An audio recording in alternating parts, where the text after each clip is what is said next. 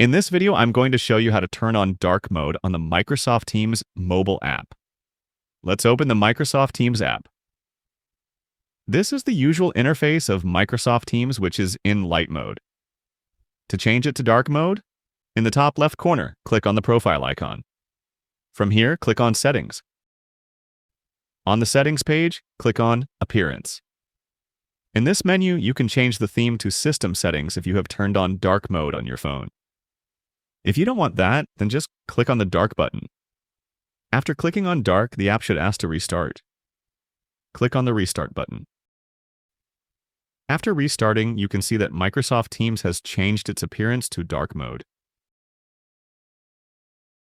Feel free to reach out if you encounter any issues during the process. If this video helps you out, please leave a like and subscribe. Comment below if you have any questions. If you need further assistance, consider hiring a professional using the link in this video below.